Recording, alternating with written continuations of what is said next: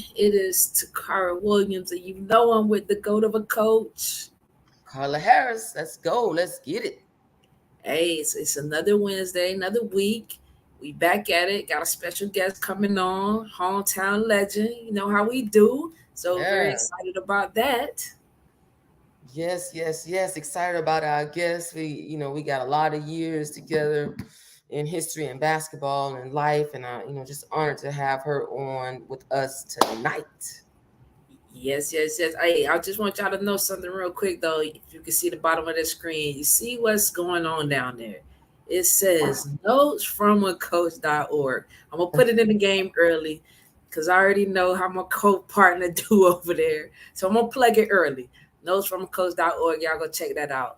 Book already dropped. She dropped her ebook, the workbook to go with the actual hard copy. Y'all can get that thing on Amazon. I just go to notesfromacoach.org and pick that up. See, you want to, talk to them about it.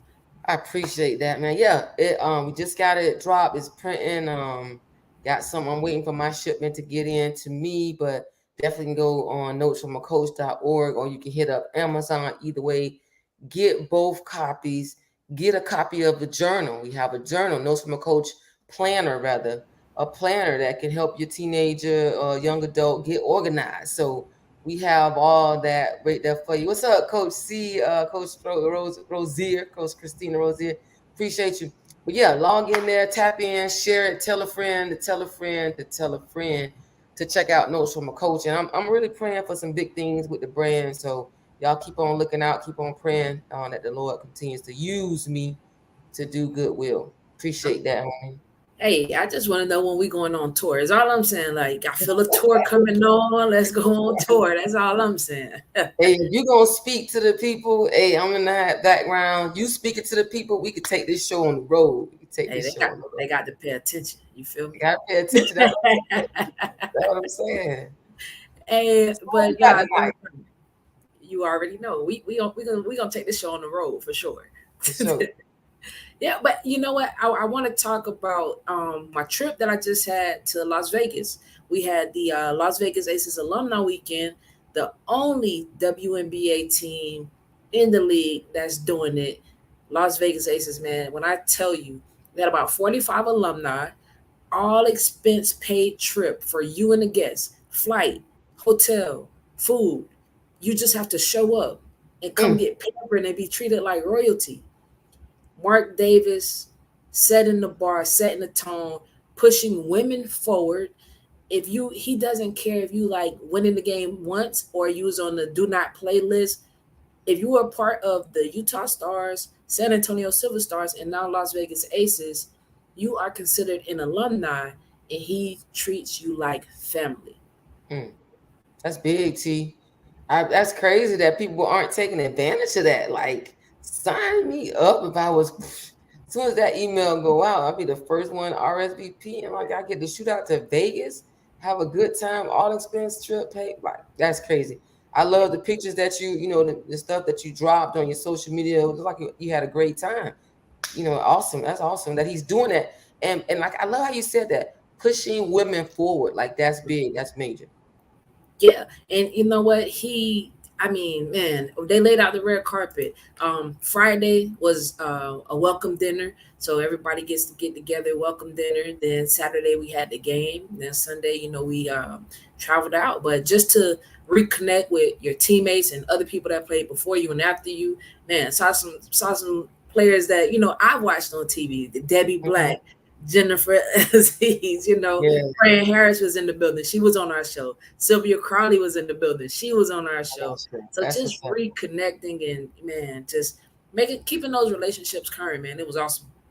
I hope other owners, can step up and do that for other franchises though. Yeah. Absolutely. And speaking of which, owners stepping up and doing things. Let's talk about what's going on with Brittany Griner right now. We do have an update on that. Um, Yeah. we're doing some bargaining. We're doing some negotiating. Yeah. Yeah. She actually Hey, spoke out. One of the things that I read was her first time actually giving some criticism about her treatment when she first got there, saying that she didn't quite understand the things that they were saying, and so I guess she didn't have a translator there for her to really understand what they were saying.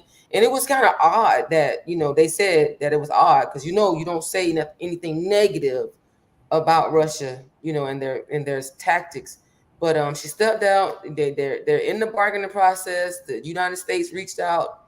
They didn't give us all the details of what's in that bargaining or what they're offering. We know that Russia wants one of their people released from our prison who's serving like a 25-year or so sentence. And, of course, we want Brittany and the other gentleman, Paul, one of our prisoners of war, Yep. to be brought back. So let's keep her in prayer and every, and Paul, for his service. But yeah, we need to get her back home. I'm just hoping that we're moving towards a resolution. Yeah. See, I actually read something else on Yahoo Sports after that had came out on the ESPN ticker. I read something else from Yahoo Sports that Biden did offer the person that they want. He did Okay. offer, yeah, that was part of the package. That's what I read. It was on Hollywood Unlocked. It was on TMZ. So when they start reporting, Right. it'd be validity. You like me when TMZ said, I was like, okay, it's for Okay. real. Exactly. Yeah. So It's for real. they did offer that. So it will be interesting to see what Russia's response will be to that. Because if that's something that they wanted and we're offering that, let's get our two people back home. Let's get them back Yeah, home. yeah. So, hey, like one more thing before I don't know if our guest is ready yet, but let's shift the gear a little bit.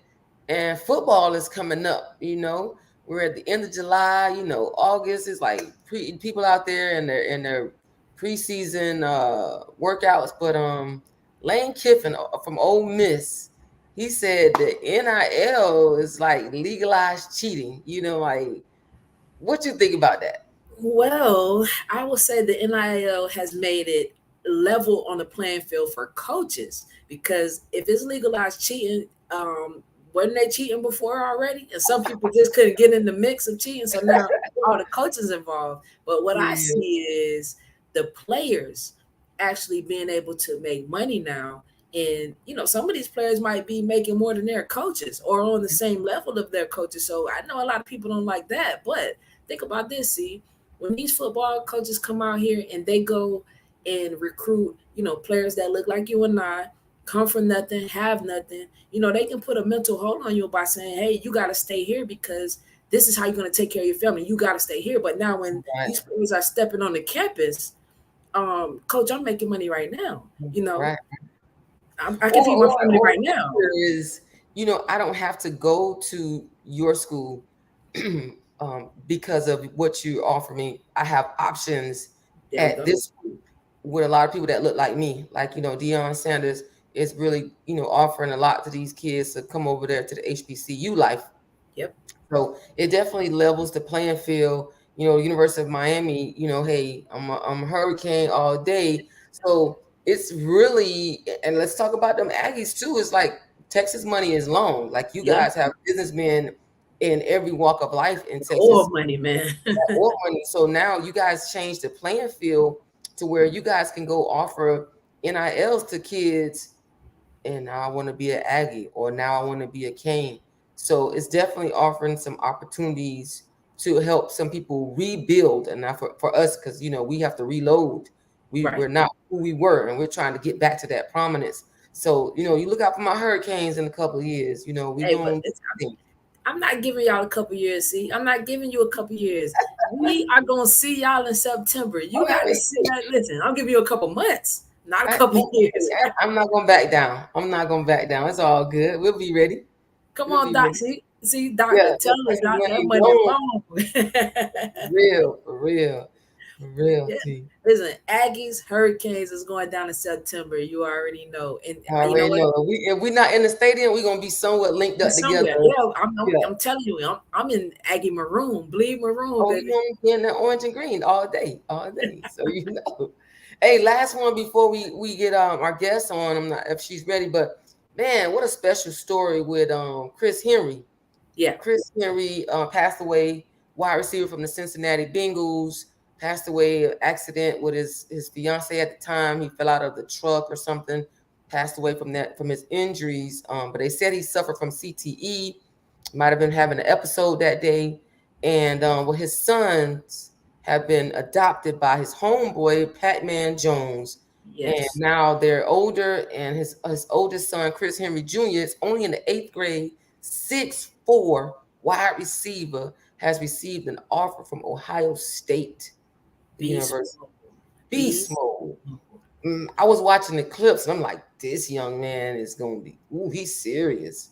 Yeah. Yeah. So what you think about that, T? Man, I love Pac-Man stepping up in the absence of his father, not trying to be his father, but just making sure that his friend's legacy still lives on, and taking care. Because you know what? A lot of times when our friends pass away, we will say, I got your kids, and then you don't really have the kids. Yeah, yeah, So yeah. it's really great to see Pac-Man step up and really say it and do it. And Mm-hmm. I want that young man to shine and prosper. And that NIL deal will definitely impact that young man before, Oh, you know what I'm saying? Because he oh, got options right now. So just he got imagine. big options, big options. And then he has a adopted father in Pac-Man Jones, Mental who that's definitely been lead there. him and Yep. guide him, just like Edrin James with his sons.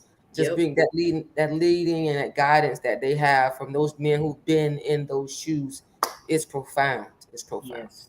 Absolutely. Absolutely. And Sandra says she's from an HBCU, but Hurricane all day. All Hey, right. she All on right. 305, 305, baby. 305, definitely. Hey, look, we gonna bring on our guests. That's what we're gonna do. We're gonna bring on our guest right now. T Reid on the mic. She ain't on the camera, but she's on the mic. We'll take it. T All Reid, right. welcome. Camera ain't going. Hold on. Not allowing you to get on? Wait a minute. Hold on. Let me see what's Right, going she on with the coming. camera. She coming. She coming. Technical difficulties. We're gonna work it out. She'll get it together. Give But me we a second. appreciate, hey, Creature, let's talk about, we appreciate you, Creature, for tuning in with us tonight. Doc, Yes, yes. appreciate you, Doc, assist Sonia, and Coach C, y'all tuning in. Appreciate you. Appreciate the love, Coach C. And I was at the swag and keys camp, speaking to the young people last week, and that was amazing. They were very in tune to the conversation, participated. It was always good when you speak to the youth and they buy in, they participate, they have questions to ask. So, it's always good to get that. Yeah. Listen, there she go. There she go. Oh, Don't I play with gotta it. close that one. I had to go to the phone. Let me. Don't worry about it. I got you. We'll get you right. There we go. There I you go. got you. All right, all right. What's up, gang? Oh yeah, we got T What's Reid. going on? What's What's good? I don't know happening? what's on with this computer, but thank you guys for having me. Hey, we appreciate Absolutely. you being here with us. Absolutely, absolutely. Hey, So tell us, go ahead, T. hold on. One of the guests said you're getting old. Hey, she look good, man. You look good. Oh, Right. I ain't never know how to work this stuff. No, they right though. nah, man. T. Reid, you Good look to see y'all. amazing. And thanks for having me. Like I said, I appreciate it. You look Oh, for amazing. sure, no doubt. So, So, so T Reid, tell us in 2 minutes who is Tracy Reid. Oh man, I think 2 minutes. I don't know if 2 minutes to cut it. Listen, well, first and foremost, I'm Tracy Reid, a child of God, uh, daughter of Patricia Johnson, and most people know me as the athlete, Tracy Reid, basketball player. I've gone beyond that now, but that's what kind of started me, and I made my mark through the beautiful game of basketball. Growing up, got into it when I was about late in life, kind of when I was about 13, 14, around that time. It opened up a lot of doors for me to kind of grow and evolve into the Tracy Reid I am today, which is multi, like I do. I involve myself in many things. But again, it always goes back to basketball. all Love right, that. that's T. Reid. T. Reid, a jokester. Like she leave now a lot of things now. She the jokester, the prankster. She gonna push the envelope. She's all that now. Just like I coached, had the honor of coaching Blue. Tracy was on that team with Michelle Murray, and let me tell you, I'm 22 and Uh, they're 18, and you talk about pushing the envelope. My God, my God. Still apologize to you to this day for that. I did it. Don't know how you did it, but we appreciate you for it. You was part of our growth, so we appreciate that. Hey, I was just happy to get them all home in one piece and not have to call their parents and talk about this, that. Like, I'm like, Lord, let me get these kids back Yeah, home to their and parents. we gave our young coach a run for her money, man. I still to this day looking back that when we all get together, that's one of the moments we talk about coming up. Like we had a young coach and we had some ballers, but as great as we were on the court, we were headaches off the court, man. No Not sleep crew, AT. No sleep crew, bro. No, You got to be watching and them. then go who? No sleep, not go for the who? blue So coat. they all Dennis Rodmans. They Dennis Rodmans running around. And then you got Octavia. She's like, oh no. And then you got Tracy and Michelle like, yeah, let's push the envelope. Yeah, So it was a little bit of a balance, but it was definitely they got me prepared to be yeah. a head coach. They definitely prepared me for the role. And I said, if I could survive that summer, I'm ready to coach anybody's child, anybody's team after that. So tell us, Tracy, who's been most influential, in your life as a baller, as an athlete? You've accomplished some great things. You've played professionally, like tell us about who's been most influential in your athletic life. Well, I can say this to start out. It was my high school coach, actually, Coach Jones, which you probably remember, Coach Jones, Yes. because I didn't have the insight or I didn't have the vision he had for myself at the time. I was young, so I didn't really know exactly what basketball really was and what it could do for me. So when you mix that, someone who had the knowledge and the vision and understood what that could mean for me. I grew up in Liberty City, obviously, single mom. Sorry, I got dogs, guys. Yeah, big dog too. So you mix that with me having a motivation for the love of my mom. So just seeing her get up every day, grinding, going to work, doing what she had to do to put food on the table for us. We live with my grandmother also. So that combination of my grandmother, my mother, along with my high school coach, who was like, "You're gonna play this game," and I was like, "Nah, not really. I ain't into basketball like that." Like I grew up pretty athletic, so I grew up in the streets playing football. Any sport, I beat the football. If it was female football back then, I'm telling y'all, Oh, flag like football, you would have killed. it's amongst the guys, I was always picked first. So that was like my really love at the time was that.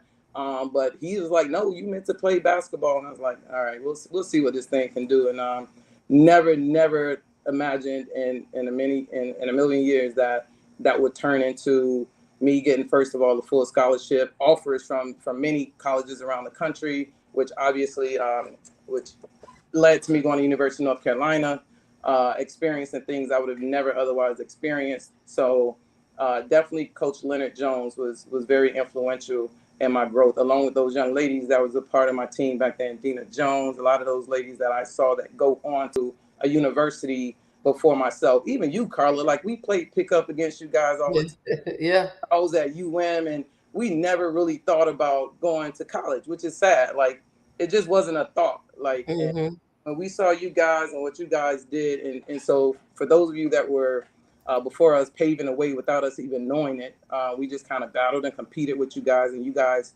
saw something in us, and that really led to us like, all right, we can really do this, and from there the sky was the limit. Wow. Yeah, I tried. Well, I tried. I remember when I first saw Tracy, I went back to school and I was at and I was like, listen, it's this young kid. Y'all better get in early. Nobody didn't trust me and listen to me. And then she was like between Florida and North Carolina, and she ended up going to North Carolina. But of course, I'm happy for how it turned out for her, who was best for her. I definitely was trying to get her to come over there, but You wanted I'm her glad. to be in the Kane game, I huh? wanted to be in the can game, but I'm glad it worked out for her. She's a Tar Heel. We go at it. Football time, we always going at it. Always, yep. Watching the game. But not So much changed. Like yeah, I felt like that would have been dangerous territory as well, because it's the same crew. Yeah, right. That was Michelle Crew. Murray. Fern Lombardi wouldn't have made it. She would have. Yeah. It wouldn't have been good at all, right? You would have had Fern retiring. Like, wait a minute, I'm not ready. It would have made it 2 years with that crew. I'm telling you. Yeah. Now you So made a Tracy, talk to us about, from Miami Central to UNC playing for Sylvia Hatchell. How was that experience? Oh my gosh. First of all, so Miami Central, those that know, inner city, 95th Street, that's my school. Going on to North Carolina, as Carla said, it was between UNC and Florida for me. I mean, if you go back and look at the story, I actually flipped the coin. I didn't know where I was going. It was a press conference at school that day. I had to with school, so I asked for a quarter. I flipped that thing. I was like, heads North Carolina, tails Florida. Bam! I end up at North Carolina. Yeah. Oh. Yeah, just like I remember that. Just like that. That's all facts. Get on campus, and I go, what the hell did I just do? I swear to God, I was like, what have I done with my life? Like, I was at this point, I mean, we're minorities in life, but I was really on this campus full of people that didn't look like me. It was rich in basketball blood, which is one of the things that lured me in about the University of North Carolina. However, I didn't see myself there in those first weeks. I literally cried every day. And my mom is not like my mom down the street. All right, baby, I'm coming to get you, because she would have. So it worked out the way it was supposed to. Because she would have came and got her baby. I know. But that's when I was like, man, I know I should have gone to Florida, because if I ain't liked it, I could have just gone back home. But here I am at North Carolina, and then I meet Sylvia Hatchell. I had met her briefly. Actually, she never came in on a home visit. I had met her in an All-Star game I played in, Nike All-Star game that year. This was before they had the McDonald's All-Star game. And she realized I hadn't signed yet. I think I was the only one amongst the All-Stars that hadn't signed yet, me being late with everything. I hadn't signed yet, and I wasn't even looking to visit another school, because I really had my mind made up that I would go to the University of Florida. So I let her convince me, plus I kind of needed them. I needed to use that ticket because I was in the Olympic Festival trials at the time. I kind of needed a flight there, So a little bit of sense. So I used that so I could get me a free flight, use their flight to get up there for that. And then they had just won the national championship, 1994. And so they had their parade. Everything was going on there. So whatever you could ask for as a recruit, they had all that going on. It was epic. So I love that. And then I met Coach Hatchell, who, if you never met her, she's country as hell. She's unlike any character that I had in my life at that time. I mean, not a teacher, just nothing. She was completely new and out the box for me. And I gave that lady hell. So when you talk about, Carla, what you went through, because one thing about me, and I think that's what made me good at being a basketball player, I'm very intense. And I'm very, when I want something and I think I'm right, and I'm not always right, but when I think I'm right, I'm all in, period. Yeah. I'm all in. And so she loved that about me, but at the same time, it caused a lot of friction between the two of us at times, which made her challenge me more, and I challenged her more. And in turn, we continued to challenge each other. And she really I felt like she brought out of me what I probably wouldn't have gotten elsewhere. She challenged me. So everything I do feel like happened for a reason. So with that, she really did test my boundaries with a lot of things, because it was several times I was ready to leave. I was ready to transfer. I was ready to do a lot of things, until she said to me one day, I'll never forget, I don't know how many suicides we had to run. And so me being the, crazy girl, I would sit down in the middle of the suicide, because I'm like, I was fat. Well, first of all, I had Marion Jones on my team. So if I kept up with just half her pace, I'm making my suicide. So do crazy stuff like do a cartwheel, and it's just pissing her. I can see she's fuming, like, and she said to me, Reid, that's why you will never be an All-American. And it was like something in my head, ding, ding, ding, ding. What? So now, like, I'm battling, okay, I'm going to show you. Like, okay, and I'm going to continue on this foolishness I'm doing. The next 2 years, I was All-American. I continued to do the craziness. But she ended up loving me for it, because it just made me who I was, Nicole say, from Miami. I mean, that's what be like. Tracy gonna push the envelope, but when I tell you she's gonna go, you have to understand her as a coach. You have to understand. But when she on that floor, it's 10,000. Like it's all go. It's all go, coach. Don't even worry about it. It's all go. That's one thing. Like, so you knew what you was gonna get once I get on the floor, getting me to get all the other things, and that's what basketball has taught me. That's what going to college has taught me, because I didn't have discipline. I didn't have all of those other things that was needed to push me not only to the next level, but prepared me for where I'm at in life now. Like, it's life beyond basketball, obviously. Where you look back on those moments and you go, damn, I needed all of that. Yeah. I needed all of it. Didn't like it, but Say I didn't like it. didn't So like it. you I you embraced you came home after a stellar career and everything, and you started coaching high school. Talk to us about that. What was that experience like, being a high school coach at your alma mater? You had maybe a vision or things of what you wanted. Like, did it turn out how you wanted, or was it? Tell us about that.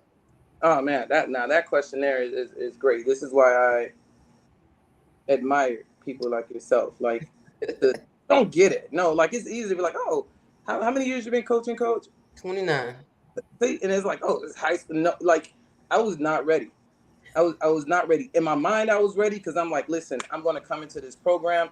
First of all, I'm stepping into a program where nothing's established, right? So there was no culture, there was nothing there. So that was my main goal, stepping in there. Like, I'm about to create this winning culture, and most of these kids, nobody could have been worse than how I was in high school. So I know exactly the angles I'm gonna take to get the reaction I need to motivate these kids. And listen, I wasn't ready. Kevin Hart said I wasn't ready, bro. I was not ready because I went in there and I didn't realize that all the things that these kids, all the distractions of today that I didn't have to deal with. When you're talking about cell phones, when you're talking about social media, and all these things that seem to be more important to these kids. Not only the kids, their parents. Like, I remember, like, because the stuff I went through, right? So you learn something from each coach. I'm gonna pull something I learned from Coach Carla. I'm gonna pull something I learned from Coach Hatchell, from Coach Jones, and I'm gonna mix all this stuff in and try and implement it. Of course, according to my personnel, because you can't mimic anybody. You take things and you try and so my first experience was I had a young lady practice. Okay, kids are. I'm gonna work with what I got. I'm not coming here to invent a bunch of Tracy Reids or create Michael Jordan. Like, let me see what I got, and my job is to make these kids better. My job is to make these kids understand discipline. For me, because you take that everywhere. So that's the focus I kind of wanted to build on before building on even winning basketball games. Okay, let's get these kids discipline and what needs to happen before we even get there. So when you got kids literally not showing up to practice and coming back the next day with a full bundle, or you know what I mean? They did you miss my practice to get your hair done? You know, that right? Okay, all right. So this is gonna be a long journey. So it started with stuff like that, into where, I'm going to the parent, and the parent is the one that's causing all this stuff. And so I'm Yep. like, geez, and my mom, when I played, my mom was out the picture. She's like, Coach Jones, I trust you. Once my mom put my trust in that coach, whatever you say, coach, whatever, if she got to be there at 4 in the morning, she there at 4 in the morning. She got to be there. Everything was left up to the coach because my mom put her trust into that coach.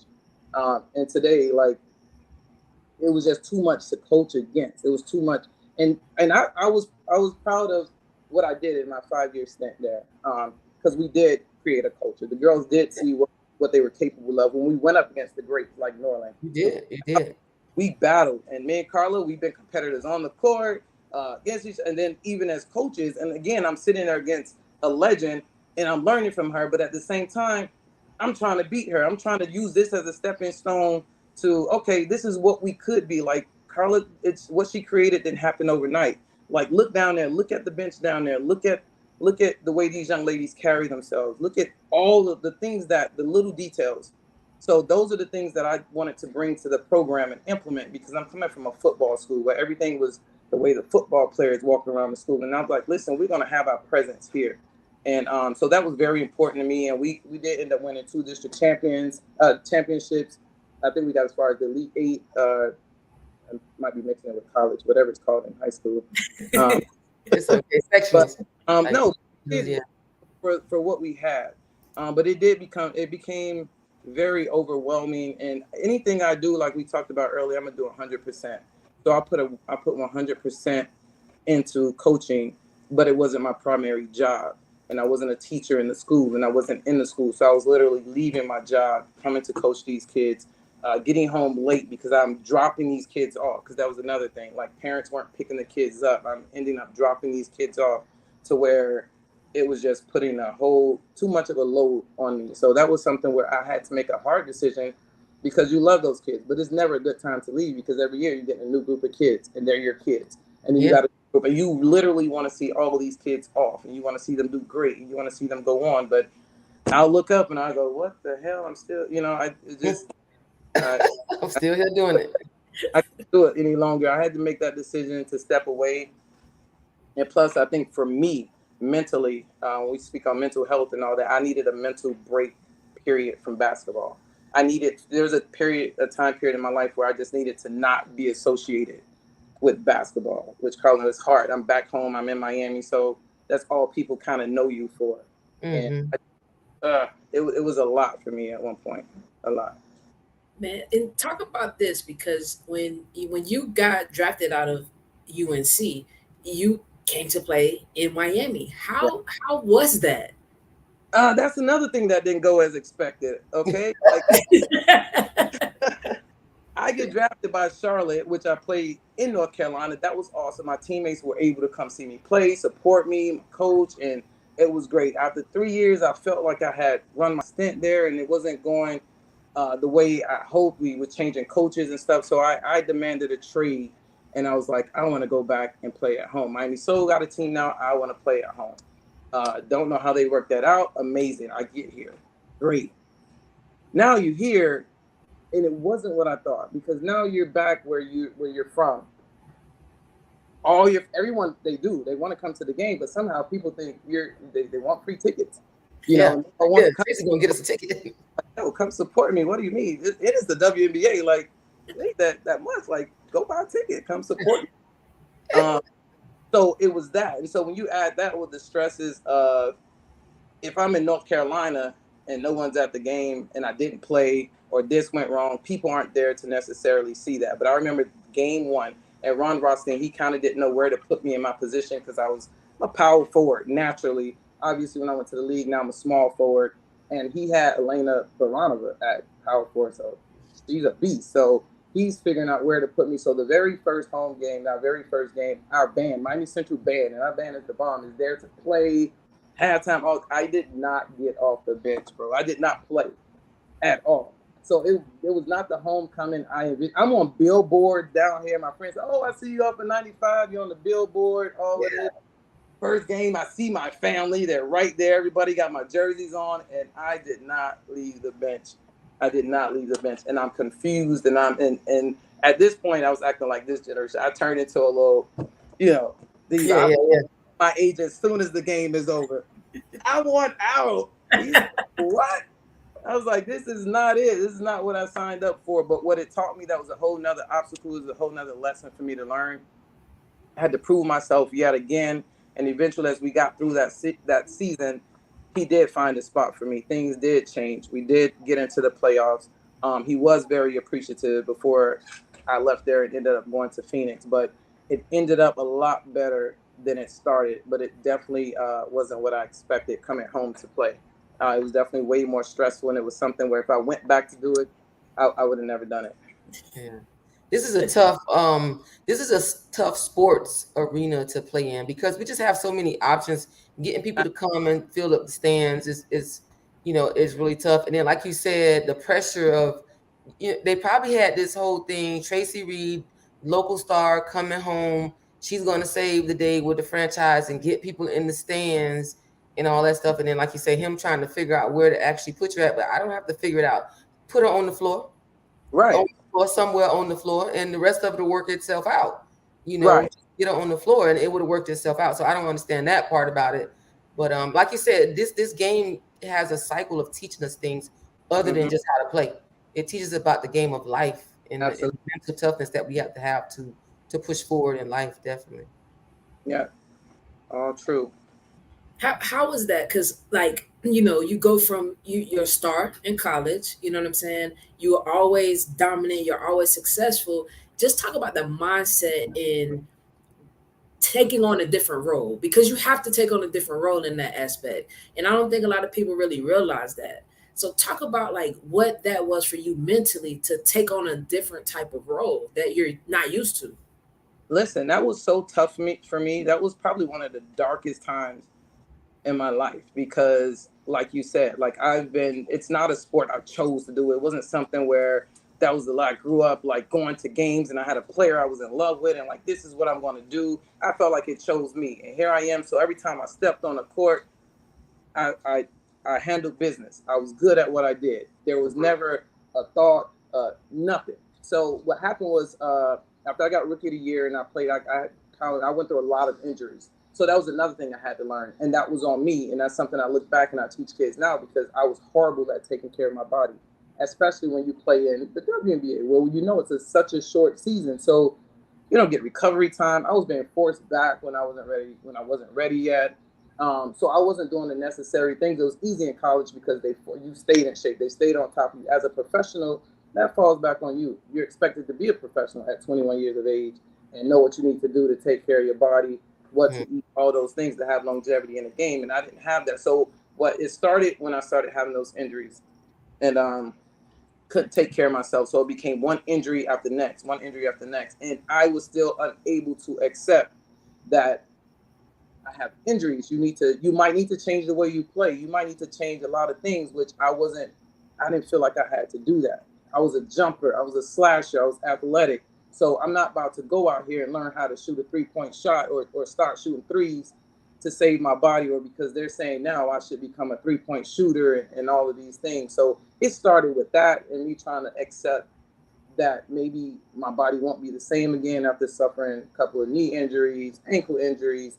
And then when I got to the point of where I felt like I wasn't as valuable as I once was, that was hard for me to accept because I was in a situation to where teams, once they see you as a superstar or as a star, I'm not gonna say superstar, once they see you as a star, that's what they want you as. So I might have been better than everyone else's bench player at the time, but that's not the Tracy they wanted. They wanted Tracy that was the Rookie of the Year, and if you're not that, you're basically, we can get someone better in minimum. Why are we going to pay a star to be on our bench? So I fell into that kind of purgatory of basketball to where I was just like, I was depressed for a while. It was very hard for me to accept.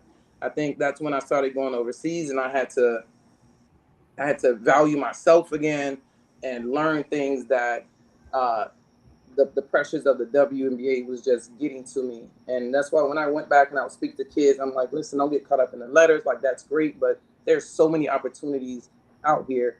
And what you said, one of the biggest part is accepting roles. Because once you accept the role, one of the players I look back at who was the best at that was Mario Page. And she had a long career and she was just a beast. But she had her role. Like, she was like, listen, they got scores. And you look around, the higher you get up in the game from college to WNBA, everybody know how to do all these things. What can you do differently? So when you can't score, what's my need as a coach to keep you on the court? Is that defense? Is that rebounding? Is that hustle? I played with Debbie Black that you spoke of. This girl in practice jumping up in the bleachers, broke her nose going after a loose ball. We're in practice, Debbie.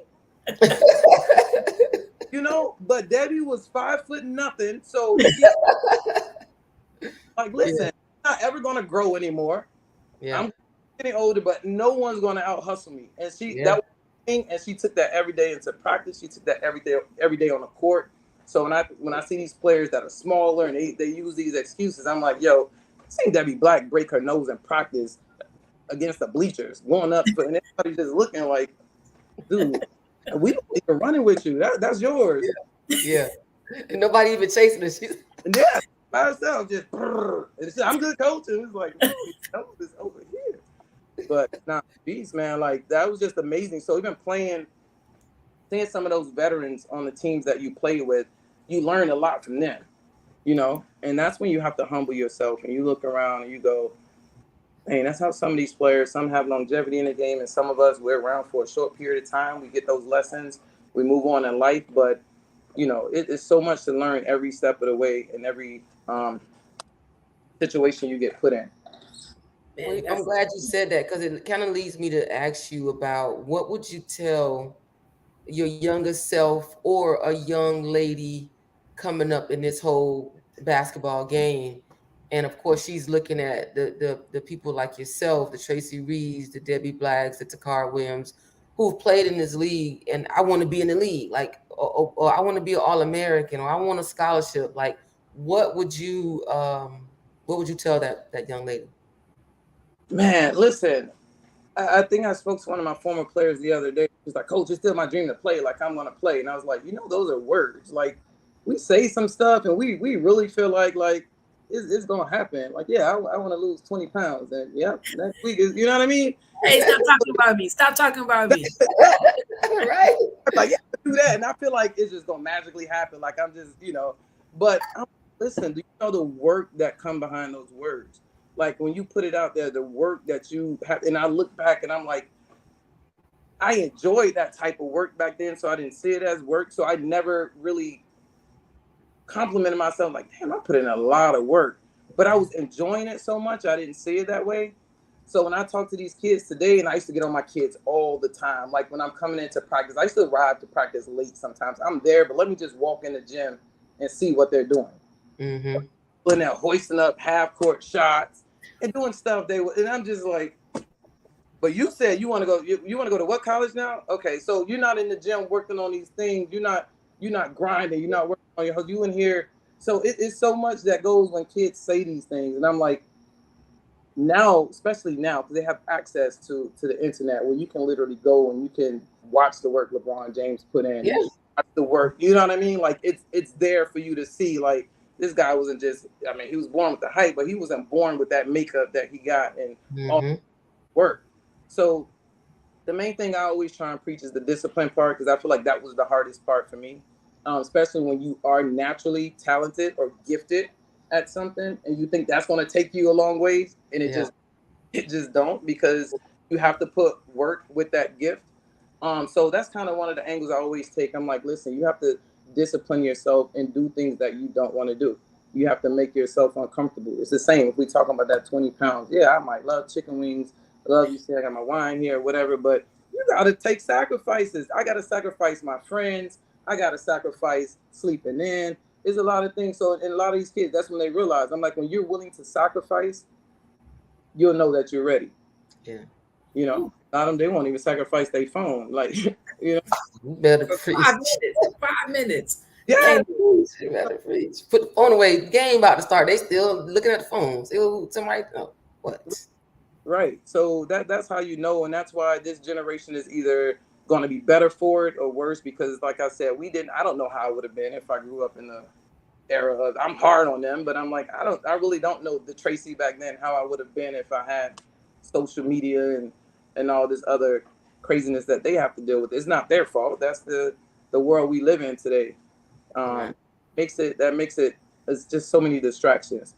So if you don't have that discipline, you're willing to sacrifice, just find a hobby. Hobby. Find a hobby, huh? Yeah, it's just work. Play video games, because this ain't. It ain't, because I'm looking back, bro. I had 2 ACL tears, not ACL, excuse me. I'm knock on wood. I had meniscus tears, but I had 2 Achilles tears. I tore my Achilles twice. I had ankle surgery. So I'm looking back like, this ain't no hobby. It's not something you do for fun. Like, you put in work, you put your body on the line every day. You put your sanity on the line every day, because it's hard. I woke up every day of my college life at 5 a.m. on a big blue Carolina blue track, the freaking run 400s and a mile. Like, that stuff stick with you forever. You sound traumatized, T. Hey, oh, that's hobby. That's work. That's the real deal. So yeah, if you ain't willing to do all of that, just find a hobby. Yeah, people see all the glitz and glamour, but they don't see what T Reid just said. They don't see the 400s that you run. They don't see her recovering from Achilles injury and surgery, and they don't see that stuff. And the mental health that she had to pull herself through when things weren't going her way or what she had desired in Miami. It's like, you go in the dumpster, like, you really do. But you say you want to play this game, you don't even understand. It is hard I understand, like, for her to coach at this level, because you just can't accept nonsense. Like, I can't accept that crap. Like, I know better. I've experienced better. I've done better. So it's definitely tough to coach on this level with some of the thinking of these high school players, and some of the parents. We got to bring them in as well. Yeah, absolutely. My peers. I'm like, hey, my peers, the parents, like, what's going on? Yeah. Like, come on, man, we got to do better. But yeah, that's when they know if it's real, and that's what I try and do. You test them day one out the box, see who's remained standing. Those are the guys that's really willing to go through the trenches and and stand there and say, all right, this is something I want. You know, bring out the heat day one. Let's see who's still here. You know, to let them know this ain't after school activities to hang out with your friends, to do all that. Yeah, they have some sports that's for that, but you know that's wasn't I wasn't about that. So you know when I got to the point where I felt like got to pull away. So listen, what do you think? Like, think about this. We didn't have the resources that the kids have these days. So, can you imagine if there was an NIL deal on the table when you were in the selection process? Would that change your mindset? Just think about it. Like, what if you had that opportunity? Oh man, listen. As soon as I'm like, really, like, man, that's one thing I did. So I played the game hard. I played hard, but one thing I also did on the court was I knew how to connect with the fans. I had fun. I was going to painting as crazy as I was off the court. I had that same behavior on the court, but in a different manner. So I love that engagement with the crowd and getting them into it and made sure somebody's going to be holding my name up somewhere the next time, the next game or whatever by the end of it. So it was, you know, it's making your brand, you know, and I'm looking back like I'm like, it wouldn't have changed my work ethic because my work ethic was there. So it wouldn't make me play an inch harder. Like I was playing hard, but I just felt like that was supposed to be in my era, man. That would be Man, I thought that would be money in the pocket. yes, like Life changing. what, Coach Achu? What's up, lady? What? Oh, it happened for a reason. Like this is what I'm saying. Like man, come on, Car, you practice like this. This what you get. You know, it's crazy. But I mean, but you know, it's worth it though because you know when she puts on that jersey, you guaranteed it's not. You're not wondering what she's going to bring to the table. You know what she's bringing to the table. You want to go to war with someone like her. Like we had battles when I was the assistant coach at New Orleans and she was playing. I mean, we had with Kalina Swan, who's on the call, like Michelle Murray and Jennifer Jordan. Like we had major battles in the high school game and the Miami Herald. You would wake up the next day with major coverage with Tracy Reid and Michelle on the cut on the front of sports page. So you knew what she was bringing to the table, and you knew every night you had to shut her down or try minimize. I would say because you're not shutting her down, you're gonna try to minimize what she can do for her team. But a great player, just a great heart. The heart, like I'm talking about, mixed with a Dennis Rodman and a Scottie Pippen type of all mixed in one with that effort. So definitely a pleasure to watch and inspire others and to play. Definitely set the trailblazer for myself because growing up that's all we hear. You know, I was in Broward County. It's like, man, we're gonna watch Tracy Reid. Like I was a junkie. When it came to watching women's basketball, I was a junkie because we played in the same AAU organization, although they was older, played for the lady players, and I'm like, man, I'm gonna watch them play. Like, they were like my idols. So, it was definitely a pleasure watching you growing up, and man, you definitely inspired. Definitely. That's watching Carla them. Those ladies, you was like, all right, that's gonna be us. You know what I mean? So it's definitely props given to the people that came before, and kind of it's our job to keep that blaze going, right? So yes, definitely keep it going. Yeah. So what's the crossover? We talk about the crossover. That's the name of our podcast. I know you kind of you left the coaching, you crossed over from the athlete, from the professional athlete to the coaching. Like what is Tracy Reid doing now? Like what have you crossed over to now? So now my job is very interesting. It's not something I would have seen myself doing in 100 years. But when we talk about that transition phase, not many of us are ready or prepared for it. And then when you're coming from a sport where you've made some good money and then you're used to making that kind of money, and now you're out here in the real world and you're like, okay, I need to maintain making that kind of money, but you don't just walk into somebody's job and start making that kind of making demands. So my first job after all of that was security, but it's not regular security. I'm not at Ross. I'm not at, I'm managed security now, but I'm at Gulfstream, which we deal with the horses, which is thoroughbred racing. Oh, right. Yeah, and it's amazing because I'm like, I can dig this. Like I needed that break from basketball that we spoke about for my mental health. Yeah. But I was still in the sports world. because now I oversee what's called the backside. Not many people are knowledgeable of it or know what it is. And we have our trainers, we have the people that train the horses, we have the grooms that work with the horses, we have the owners, and then the horses are our athletes. They get out there and perform. People just see when they perform. People show up for the game. Y'all see the horses run. We got our big races like the Pegasus, the Florida Derby. You've heard of the Kentucky Derby, and people show up with their hats and you watch these athletes run.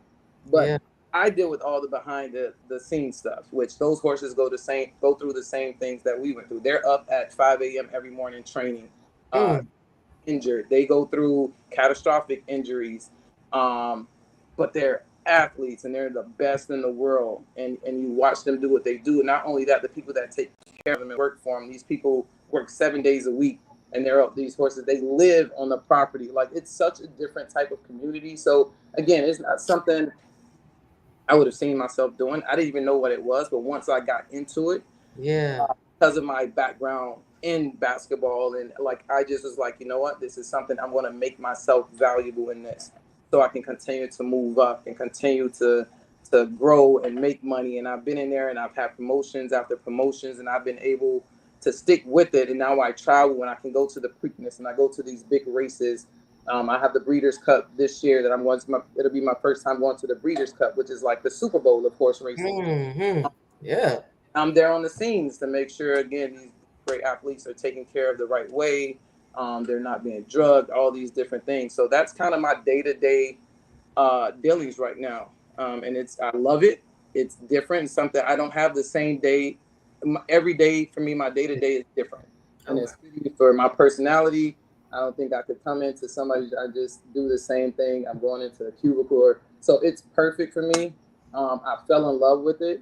And like I said, it's just something I'm going to continue to thrive at and continue to make myself valuable and learn more and more. But I didn't think that would be my crossover on the other side, but where I'm at right now. And your teammate, roommate, LaQuanda Dawkins Prince, he said, "What's up?" Hey, LQ. If y'all have any questions for Tracy, shoot them. We got one question. Somebody want to know, did you ever ride any of the horses? No, I ain't getting on. No, she's staying her lane. She say, I'm gonna stay in my lane. Listen, you see the size of them jockeys out there. Those jockeys are strong, and they're listen. I'm not even gonna pretend. I ain't gonna say it crossed my mind once or twice. I've seen some of them jockeys take a good fall off them horses. It ain't something. Nah, it's not for me. So the answer is no. But I got a question for you, because when there was a hurricane a couple years back, we got a glimpse of you on Facebook being a weather reporter outside. So I gotta ask the question: is there a stand-up comedy special in your near future? Listen, and I got a lot of views. It's so funny because I tell people this all the time. I'm very shy. I'm not up front, so it's not something I could do. But I'm like, my family, like, I feel like we created the TikTok, YouTube. Yes, you did, before it was even there. No, like people come over to our house. We got these VH tapes, and we did skits all the time. Some of them are just on the moment. Some of them are planned, but people love them. And now you got TikTok. You got people making all this money, and I'm like, it's so stupid. Like, but I did, man. But yeah, the hurricane one, that was something that was literally not scripted. It was on the money. I got my mom involved, so even my mom's the fool. So we had everybody out there mid-storm, and turned out to be a hit. So who knows? Yeah, I might. Hey, you just get you some skits going on TikTok, man. That's all you need. You don't even need to stand up. Just get your channel on TikTok and start doing your skits. I'm telling you. That content. I know how hard it was for me to log into this. I don't think Nah, you got to get your support staff back there to handle that part for you. You don't even worry about it. Y'all know who y'all are. Come on, Everybody know they roll, T. Everybody know they roll. So you're right.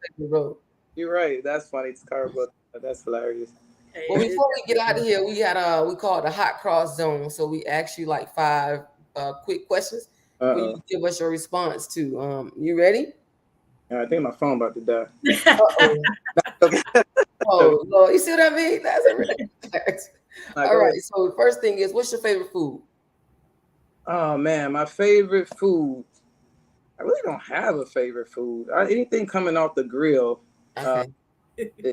favorite food. It used to be fried cheesecake back in the day. Applebee's, thanks to them, I don't have a favorite food anymore. That was my favorite food for life. It was a fried cheesecake. And if you look back at any of my media guys, I always talked about the fried cheesecake. Where'd you first learn about the fried cheesecake at? I think it was one of my teammates because that was our pregame spot. Okay. So once I did it, that would be my pregame meal along with the fried cheesecake with the ice cream on it. That used to be my pregame meal. You see what kind of athlete that is, right? Who can Right.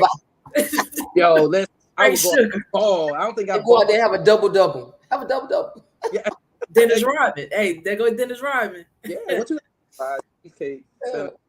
All right, so we already know the answer to this. Then, are you having dessert or no dessert? Oh yeah, I'm having dessert.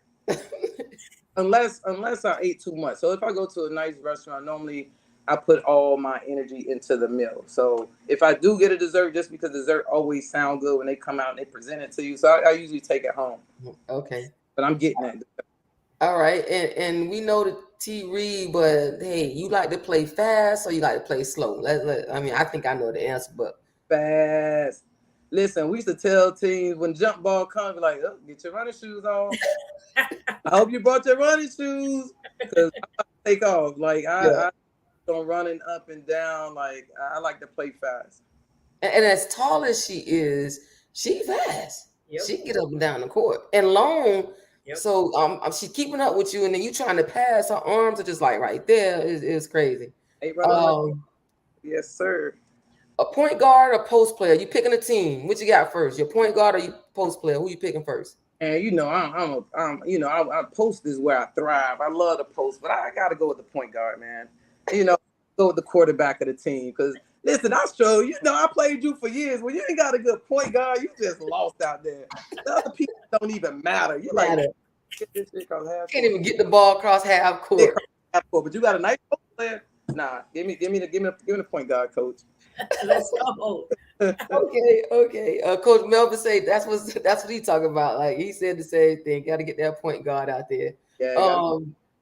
What would you bring back? What would you? Let me see if I got this question right.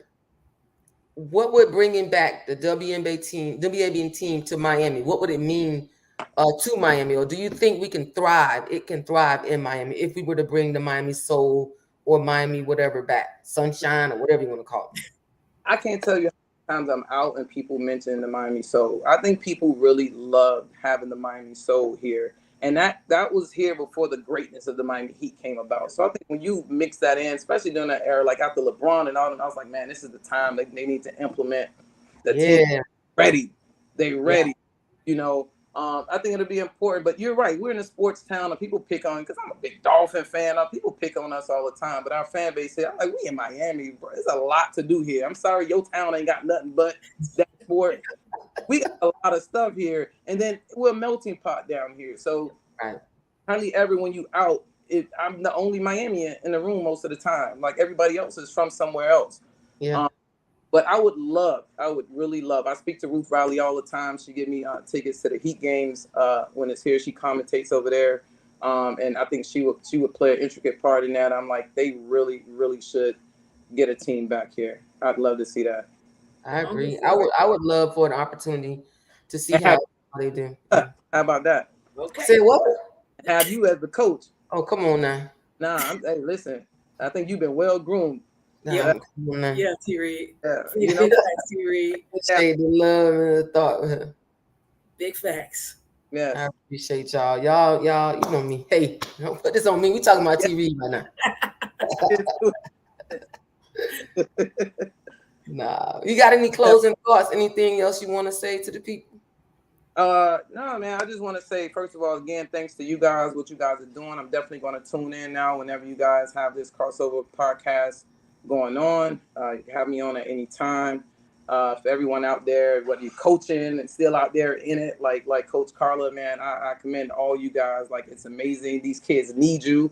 I battled with that because I feel like these kids need someone like me as well. But again, I had to put my own mental health first. But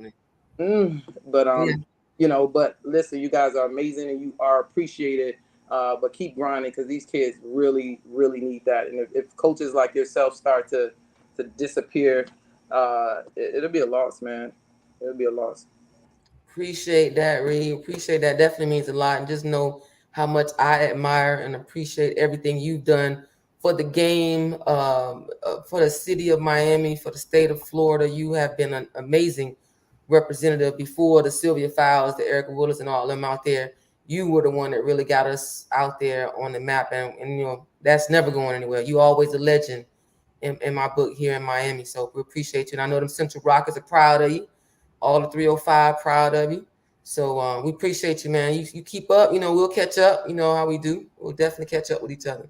Absolutely. Thank you guys for having me. Appreciate All it. right. Till next time. Stay blessed. Absolutely. You too. Have a good one. Oh man, legend within her own right. Yeah, Man, definitely. drop gems, drop gems. One thing I could tell you, talked about mental health, talked about just playing a different type of role. Like that's something that's key because a lot of times, and this is why we created the show, see, because athletes don't know about the crossover, about their transition when they finish Right. playing their respective sport. It's Right. tough because this is all you know. Although we are equipped with so many different intangibles, nobody gives us the experience. Yeah, we got to get them ready, and we got to have these tough conversations, and we need to show them players, athletes like a Tracy Reid, you know, and the ones we brought on, Silver, all the many ones that we brought on before, but how they've crossed over and how they've made those plans, and they need to make those plans, you know, use, you know, how we say, use the game, let the game use you. So it's definitely good. Hey, Nicole, you know, I'm gonna give you a shout out soon. Iowa Hawkeye over there. We're gonna have to link up. We're gonna have to get Nicole out She here. gotta get And, on the show too, man, for sure, sure. for sure. So I'm gonna give you a call, sis. Definitely looking for that call. But yeah, great pleasure player in her own right. But yeah, definitely we got to keep on bringing it to the people, bringing it to the people, bringing the knowledge to the people. And another great show, man. Another great show, T. Yeah, hey, you know how we do, man. We always strive to bring quality people on the show that's going to drop gems. Everybody has a different story, what I love, but it all ties in together. Yeah. As athletes, you know what I'm saying? You leave your respective game one of three ways. You either retire on your own terms, you get released out of your contract, or you get injured. Yeah. Those are the three exits that you have. Yeah.